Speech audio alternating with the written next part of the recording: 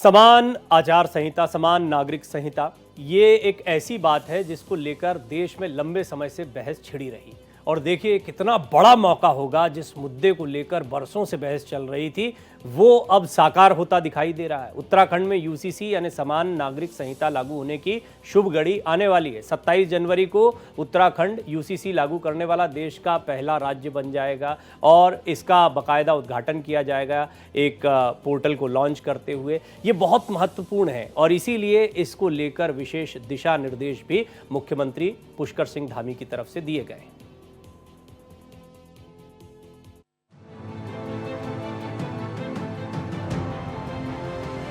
आप मुझे बताइए, एक घर में परिवार के एक सदस्य के लिए एक कानून हो, परिवार के दूसरे सदस्य के लिए दूसरा कानून हो, तो क्या वो घर चल पाएगा? क्या कभी भी चल पाएगा क्या? फिर ऐसी दोहरी व्यवस्था से देश कैसे चल पाएगा?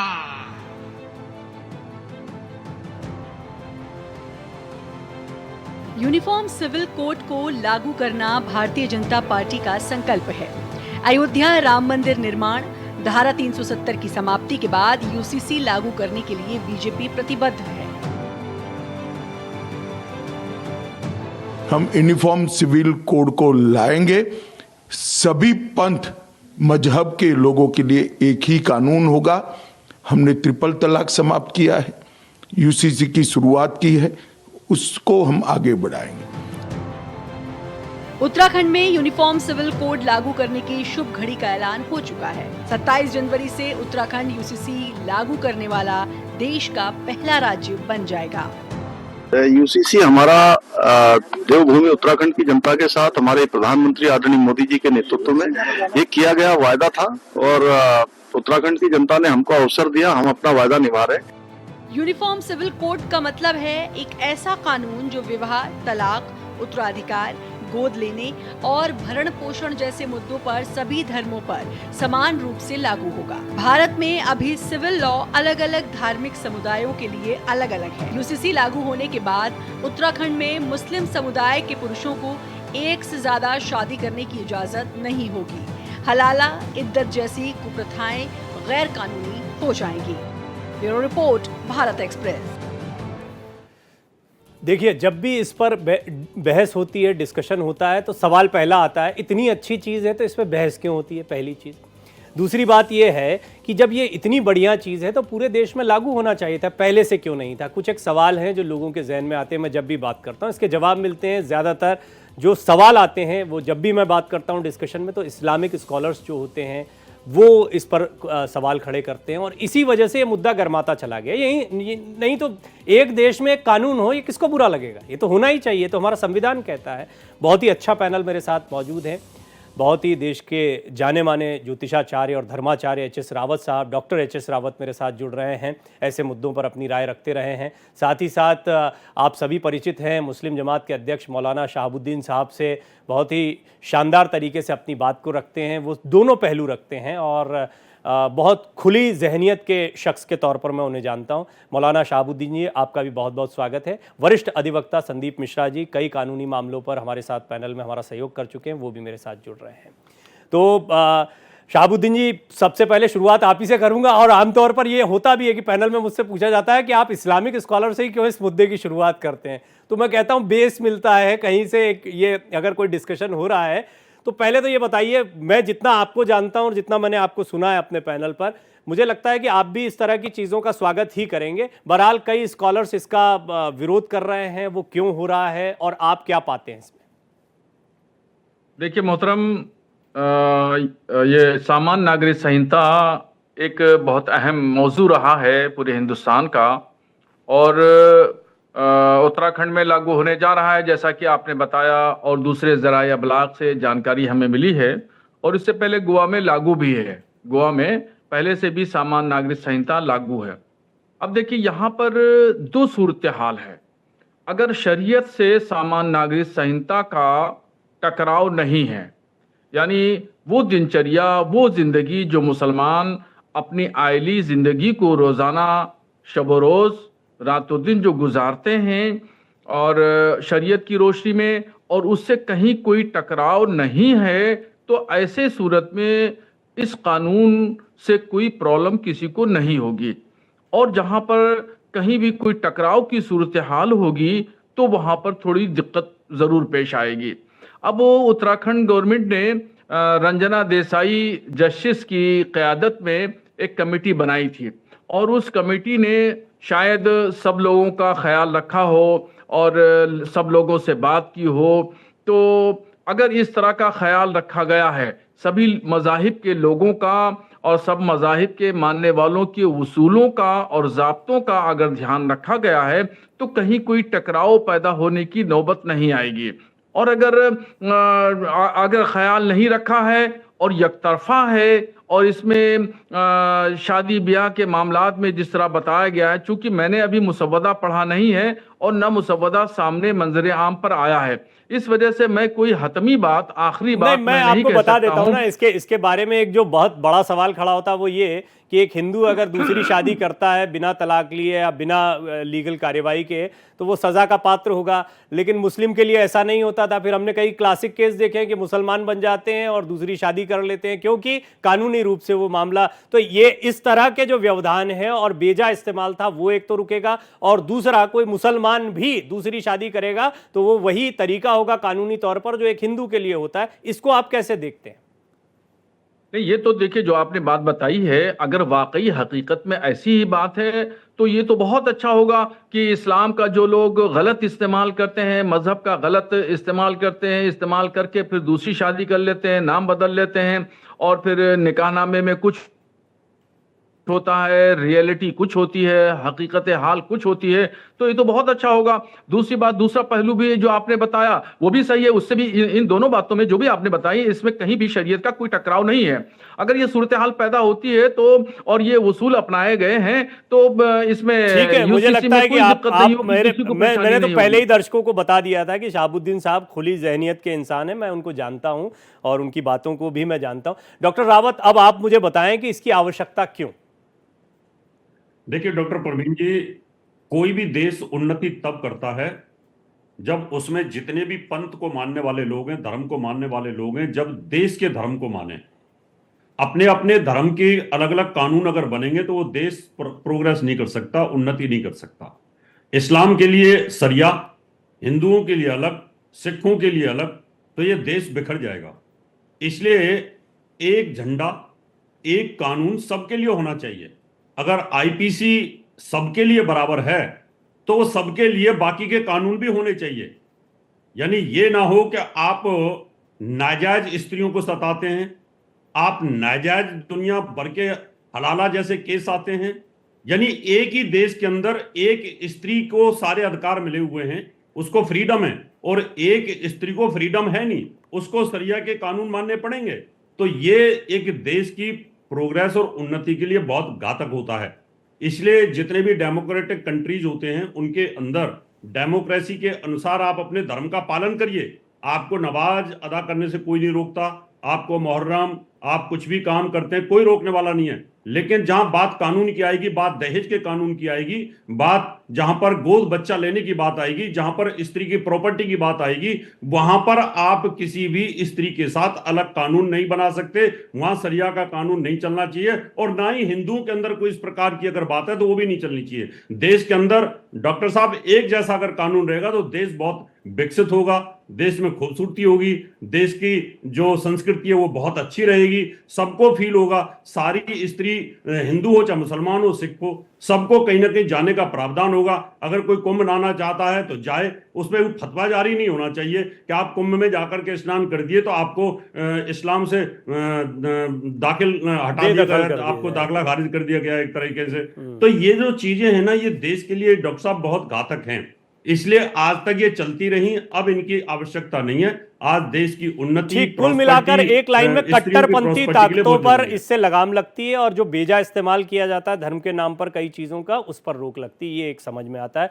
संदीप जी, अभी हम देख रहे हैं कि उत्तराखंड सरकार ने अधिकारियों को विशेष हिदायत दी है। मैं जितने भी अपने सहयोगियों से बात करता हूं तो वो बताते हैं कि किस तरह लोगों को अवेयर करने के लिए कि भाई इससे किसी के धर्म पर कोई आंच नहीं आ रही है, ये सभी के अधिकारों की रक्षा। जब इम्प्लीमेंट की जाती है इस तरह की चीज तो क्या व्यवहारिकता होती है, क्या चुनौतियां होती हैं, और फिर उत्तराखंड और गोवा की, जैसे अभी शहाबुद्दीन जी ने ऐड भी कर दिया है, इसके बाद में पूरे देश में जब प्रधानमंत्री जी एक सुर में कह चुके हैं इस बात को पुरजोर तरीके से, तो बहुत स्पष्ट है कि पूरे देश में भी इस पर विचार किया जाएगा। तो इसकी व्यवहारिकता बताएं और चुनौतियां। पहली बात तो प्रवीण जी, मैं एक बात कहूं कि अभी जो कार्यवाही हो रही है यह विधायिका और न्यायपालिका के बीच एक थाली के बैगन की तरह की यूसीसी किधर करवट लेगा, यूसीसी को इम्प्लीमेंट कौन कराएगा। और जब कभी चाहे साहबानों का प्रकरण हुआ, चाहे केशवानंद भारती का मामला हुआ, सभी में न्यायालय कहती तो थी कि यूसीसी चाहिए। जैसे हमारी संविधान सभा में भी चर्चा हुई थी कि यूसीसी चाहिए, लेकिन लगा कि टकराव हो रहा है तो इसलिए कहा कि अच्छा भाई, कहते हैं ना मोदी जी कि लटकाने भटकाने वाली चीजें, तो लटका दिया गया कि चलो यूसीसी को पार्ट 4 में डाल देते हैं, जिससे कि इस पे जो है बाद में देखा जाएगा, जो सरकार को देखना होगा देखेगी। आपके चैनल से पहले मैं एक चीज स्पष्ट कर दूं, जनता तक संदेश चला जाए कि जो शादी विवाह का तरीका है, जो सेरेमनीज है, उस पे यूसीसी किसी तरह से कोई प्रभाव नहीं डालेगा। मतलब पंडित जी सप्तपदी कराएंगे, काजी साहब निकाह पढ़वाएंगे, और गुरुद्वारे में जैसे आनंद कारज मैरिज होती वैसे होगी, स्पेशल मैरिज एक्ट में जैसे शादियां होती थी वैसे होंगी। शादियां कराने के प्रभाव पे किसी तरह का चेंज नहीं होने वाला है। तो यह चीज लोगों को स्पष्ट तरीके से चली जानी चाहिए। जी जी जी जी, सुन पा रहे हैं आपको, बोले बोले। बोलिए बोलिए। दूसरी बात जो मैं कहना चाह रहा हूँ, आ रही है आवाज? जी जी, आप दिख भी रहे हैं, आ रही है आवाज, आप चिंता मत करिए, अपनी बात पूरी करें। हाँ, दूसरी बात जो मैं कह रहा हूं कि यहां पर 2 धर्म सुधार का कार्य हुआ है। पहली बात तो धर्म से इतर सभी के लिए आयु निर्धारित कर दी गई कि पुरुष की उम्र 21 साल और लड़की की उम्र जो है 18 साल होनी चाहिए। तीसरी बात जो सबसे बड़ी कही गई, अब उत्तराखंड में जो भी शादियां होंगी वो जो है रजिस्टर होंगी 60 दिनों के अंदर।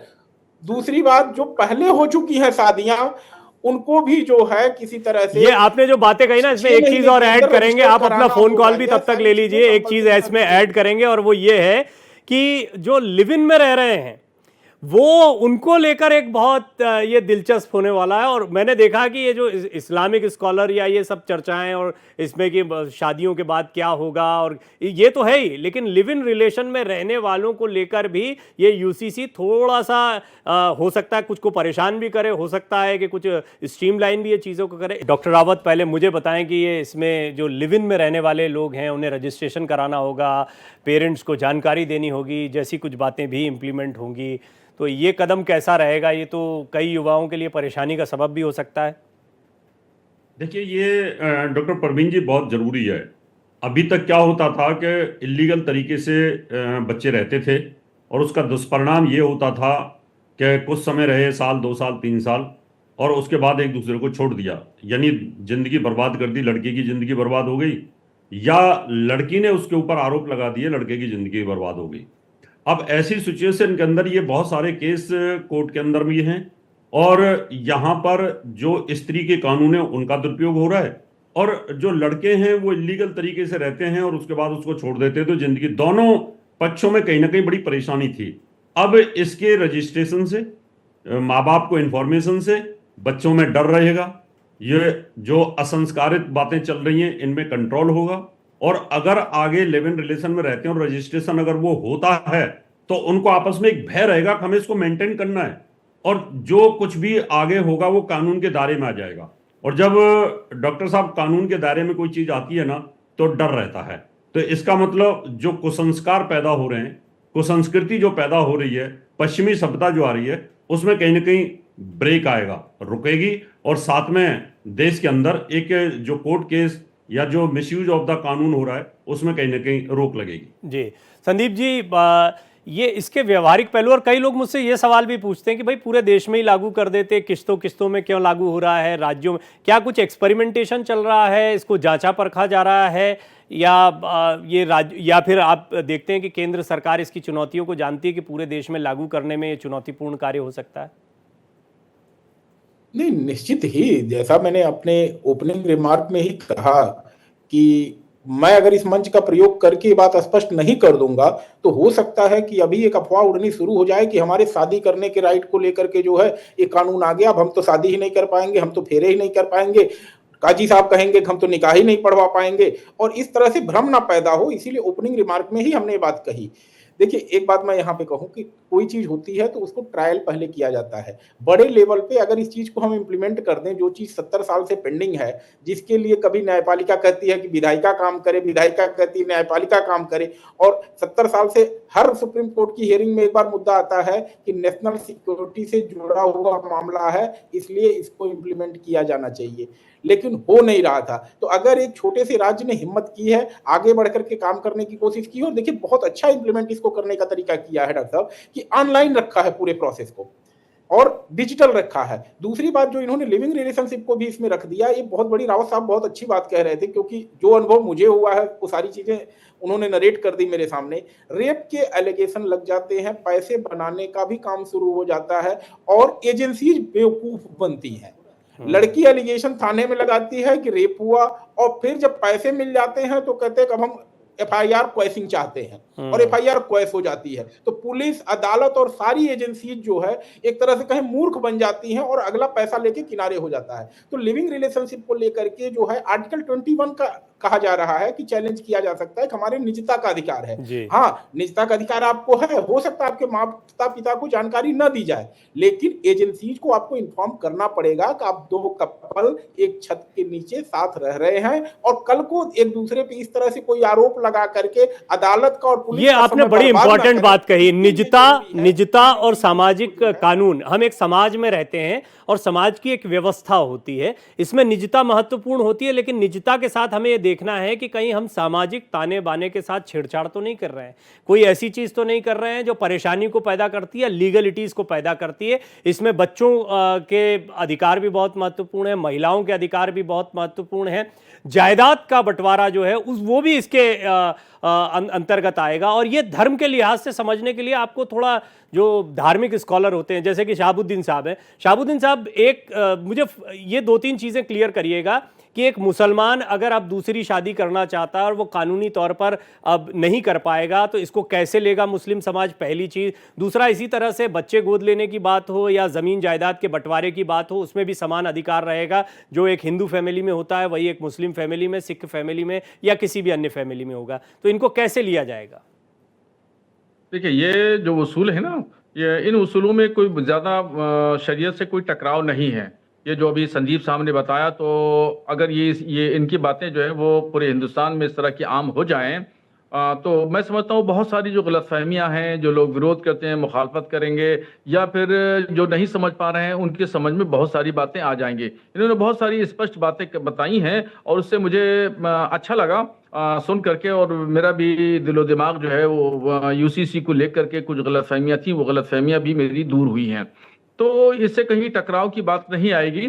अब रही गई महिलाओं के ताल्लुक से, जैसा कि हमारे एक धर्मगुरु दिल्ली के बड़े मशहूर डॉक्टर एच.एस. रावत साहब कह रहे थे महिलाओं के ताल्लुक से, तो मैं डॉक्टर साहब को बताना चाहता हूं कि महिलाओं का इस्लाम ने बड़ा मकाम और बड़ी हैसियत दी है, और खुद कुरान ने कहा है कि इनके साथ हुस्न सलूक के साथ पेश आओ, अच्छा व्यवहार करो और हर तरीके ख्याल रखो। इसके अलावा खुद कुरान में महिलाओं के लिए उनकी अहमियत को बढ़ाने के लिए, उनकी अजमत को दुबाला करने के लिए कुरान शरीफ में एक सूरह है, उस सूरह का नाम है सूरह निसा।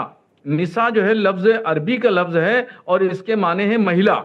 तो ये सूरह निसा पूरी मुकम्मल तरीके से एक पूरी सूरह है, और उसमें महिलाओं के हुकूक, अधिकार, उनका सम्मान, उनकी इज्जत, उनका ठीक है। लेकिन अब बात यही है कि यहाँ पर जो कानून, जो संविधान कहता है, वो चाहे मुस्लिम महिलाओं के लिए हो, हिंदू महिलाओं के लिए हो या देश की किसी भी महिला के लिए हो, वो समान होगा। यानी जो कानून के लिहाज से महिलाओं को, किसी एक महिला को, किसी एक धर्म की, मजहब की महिला को अधिकार है, वो हर महिला को अधिकार होगा, और यही है यूसीसी, यूनिफॉर्म सिविल कोड। आप तीनों का बहुत बहुत धन्यवाद, आप इस चर्चा में जुड़े, महत्वपूर्ण जानकारियां दी और लोगों को जागरूक करने का कार्य किया।